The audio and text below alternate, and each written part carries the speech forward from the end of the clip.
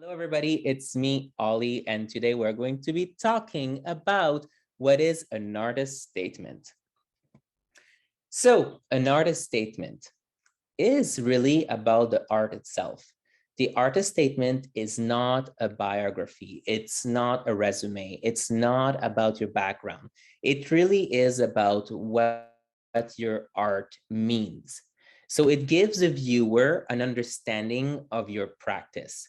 Really what it does is if you're not, let's say you're not on site and you cannot be there to talk to a customer, you cannot be there to talk to somebody who just bought your album or streamed your album, or somebody that just bought your book of poetry, they can really understand or have like an overall vision of what you're about. So it communicates your story to the audience. So it's not about your exhibition history. It's really more about the connection of what the art means to your audience. The artist statement is written at the first person. It's not something that you write stepping away from it, but it's something that you speak to from the art. So it's used really, as I said, as a substitute for yourself when you're not able to be present, to tell your audience what your practice is about.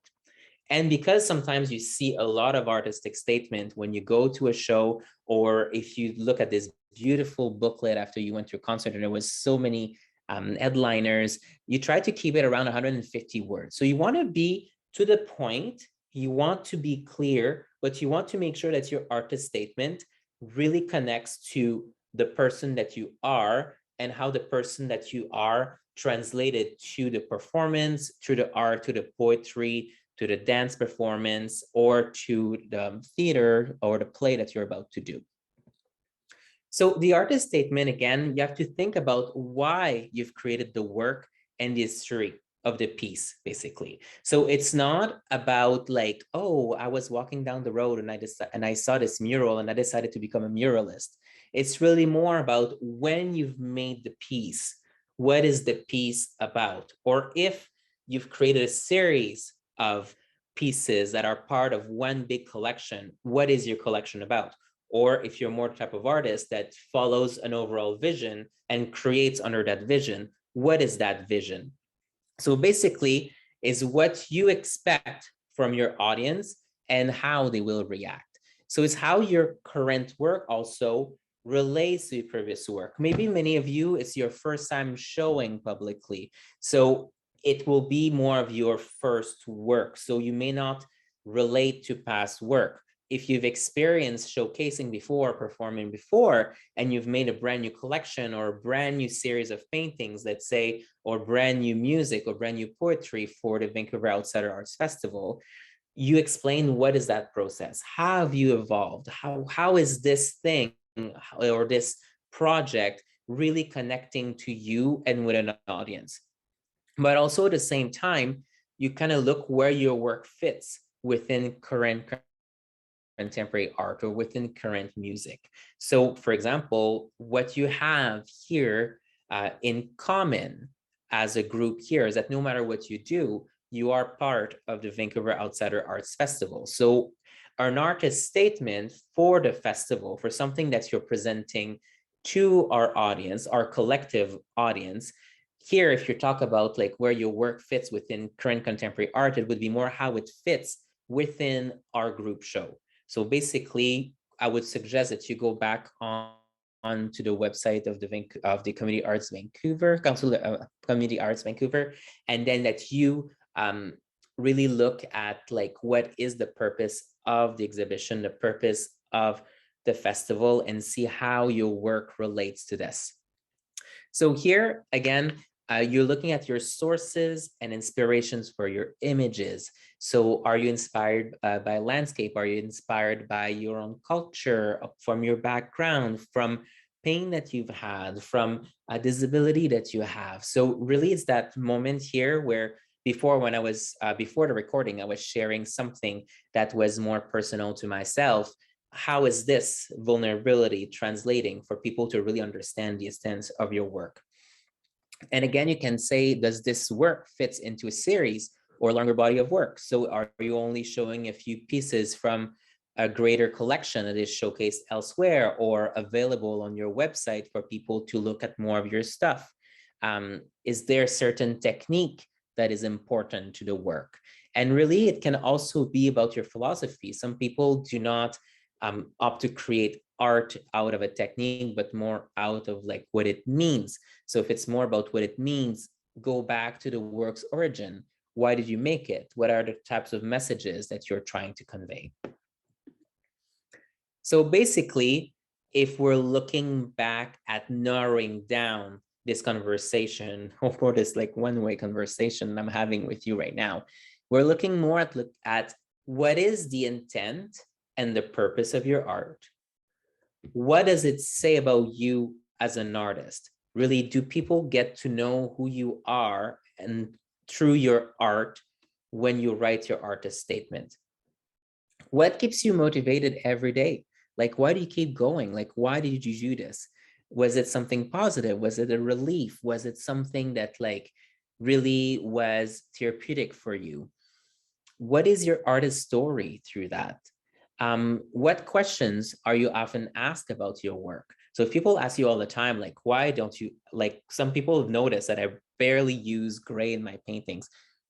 I've never noticed, you know, maybe there's a reason why to some things, maybe there's a reason why to not some other things, you know, but what are some of the main questions people ask you? And who is your audience? So who buys your work? Who goes to see your shows? Those are the people that will go to your booth, right? Sometimes you, as an artist, or most of the time we have a targeted crowds. Let's say I do abstract paintings, and I know that not everybody understands abstract paintings. So I'm not trying to convince in my artist statement people do not like abstract that they should like abstract. I'm speaking from the heart about who I am and what I do, and I'm trying to communicate with an audience that will resonate with what I'm doing.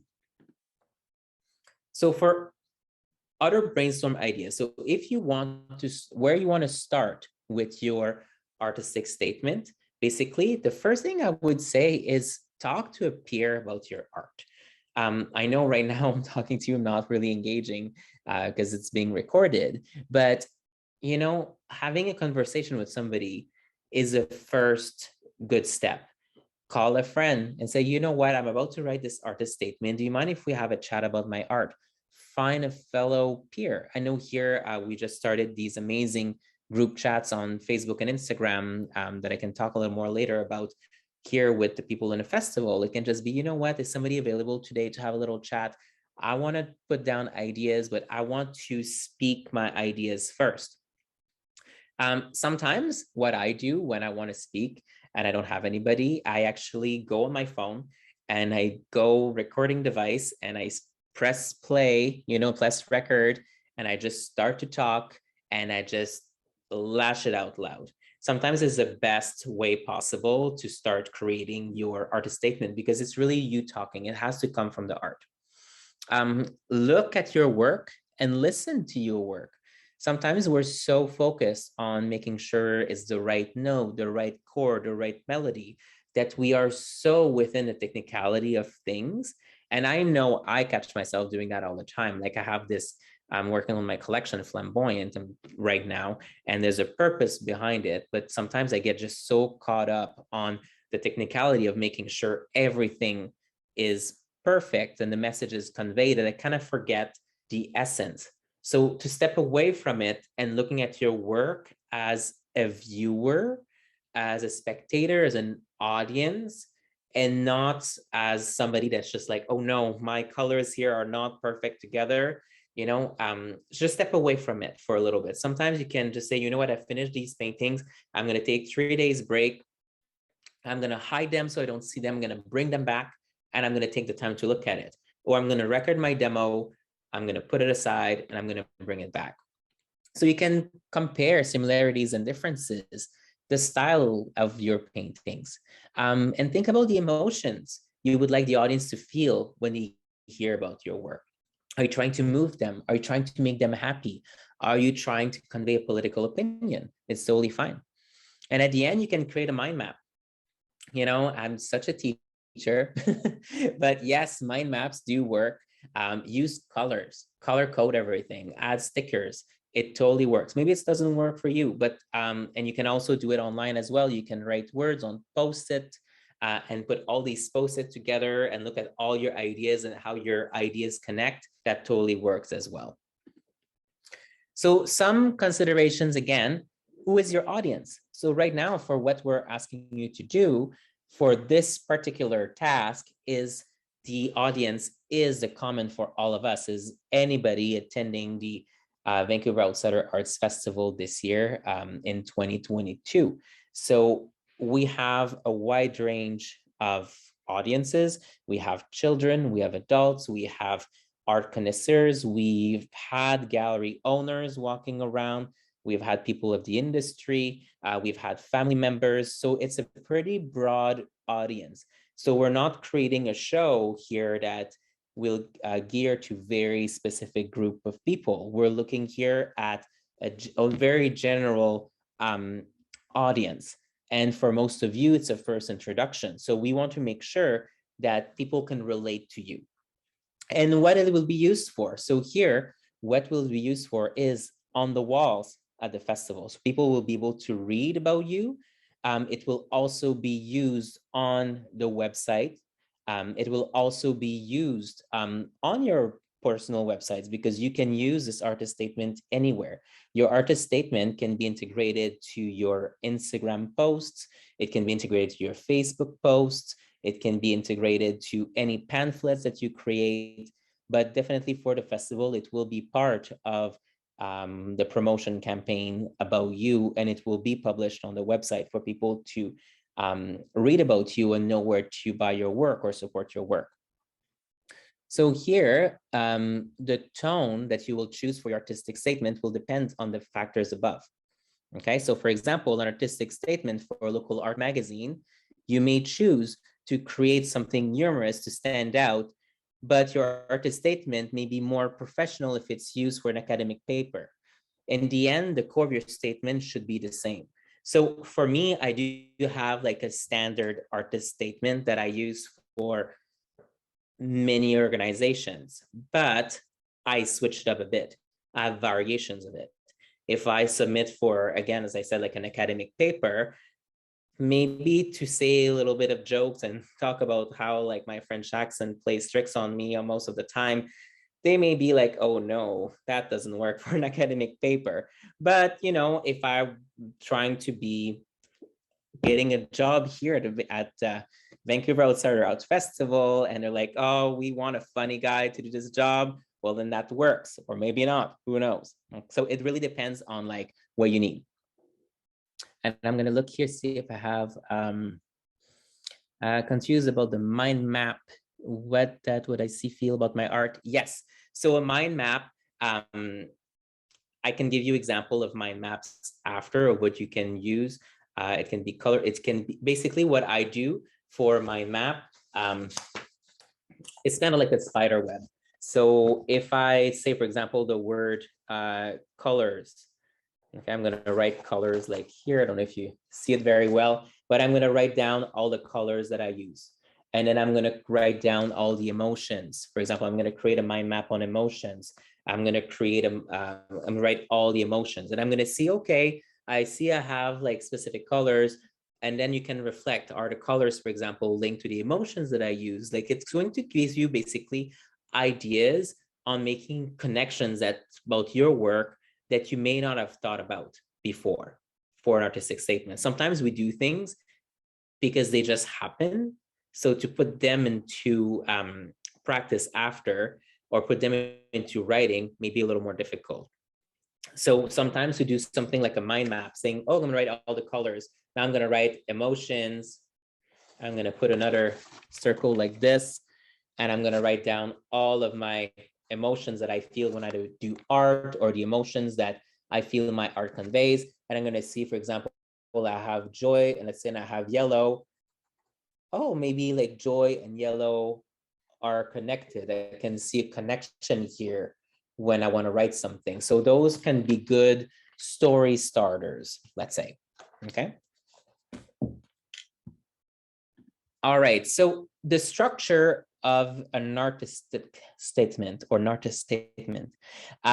This is not the structure that we're going to ask for the festival. I will be sharing it at the very end, but this is an artist statement if you would like to try to make one for yourself now and use the festival and people at the festival to help you write one, because it's good practice to have if you are planning on applying for other galleries after.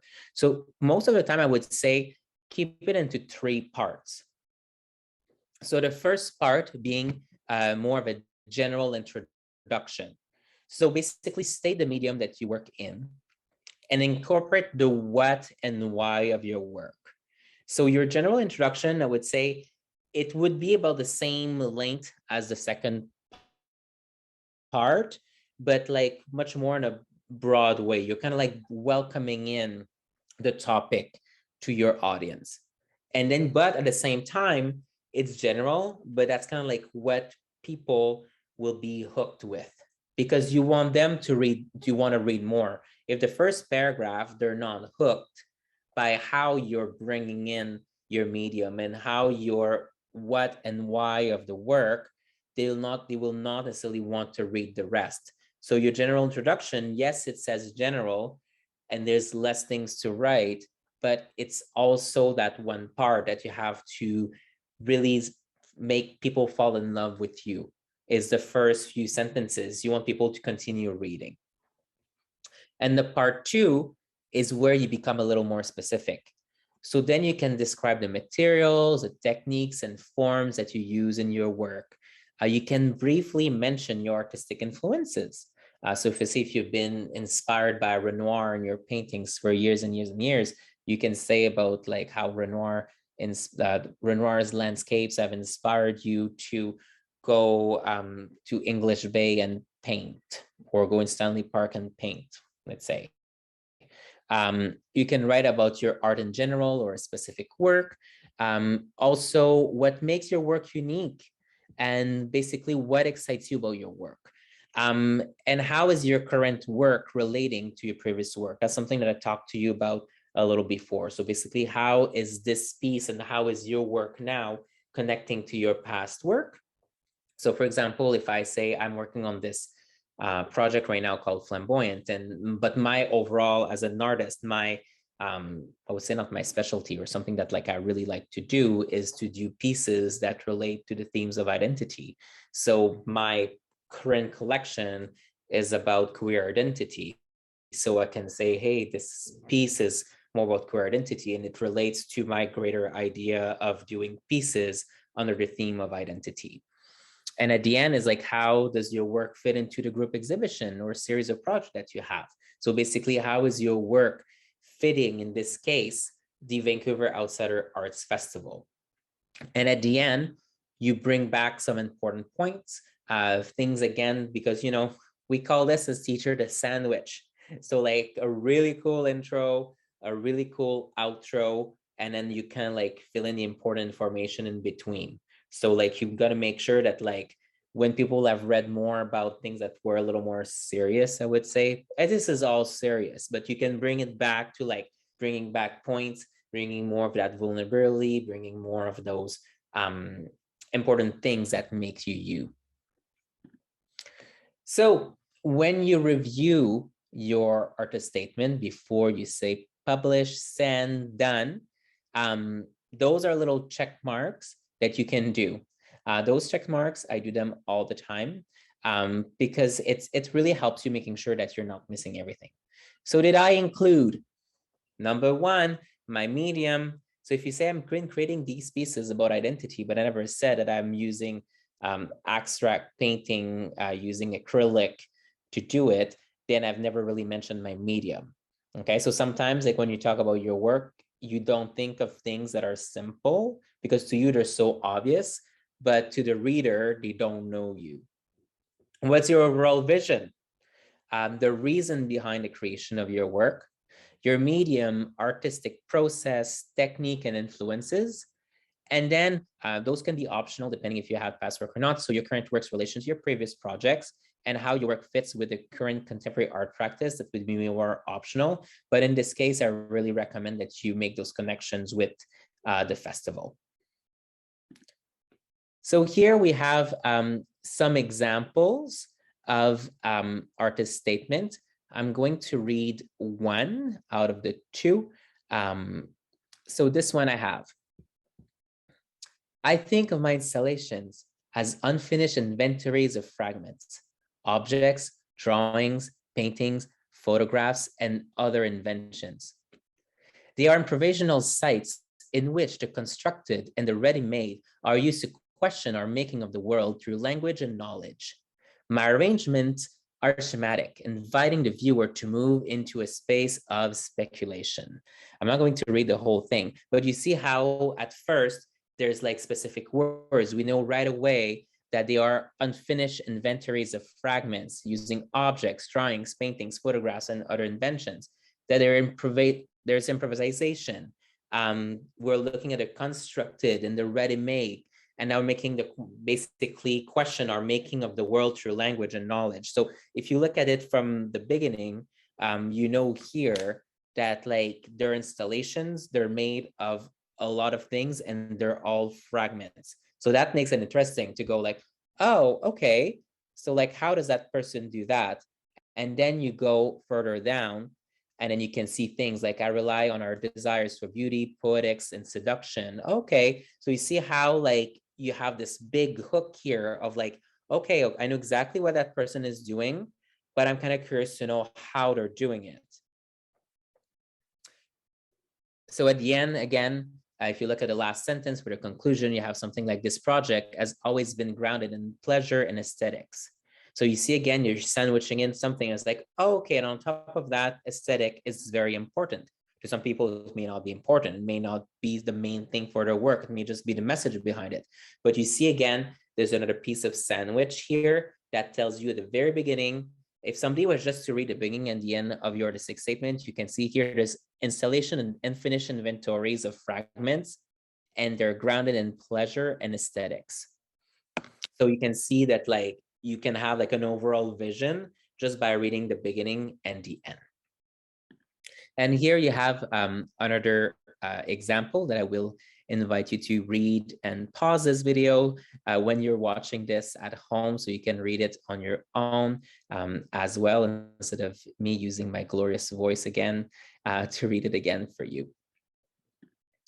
So why are we doing a focus on artistic statement again for this course or for this workshop? So this will be great help when working on your videos. If you're doing videos, I put it last year there was videos and I forgot to take away that this year we're not doing videos, but working for any publication for the Vancouver Outsider Arts Festival, spending time focusing on your artistic identity will help you with the creation of websites and portfolios. So if you choose to take this statement and add it to your website, if you're feeling like, oh, I'm going to create a website this year because I'm showing at the Vancouver Outsider Arts Festival, it is something that I encourage you to put on your website.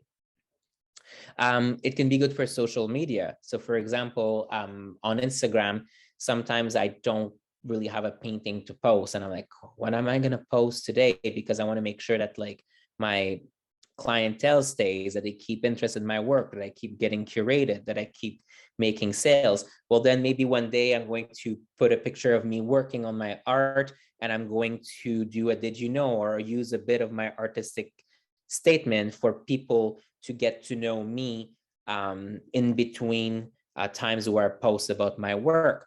So then it keeps your audience alive and interested basically on social media. It can be used at all times during and after the festival to submit work to other events, galleries. You can update your social media profiles, especially LinkedIn, and it can be used as a focus. Even if you don't have like much to talk about right now, it's totally fine. Just use as much as you have and then use it for your own promotion.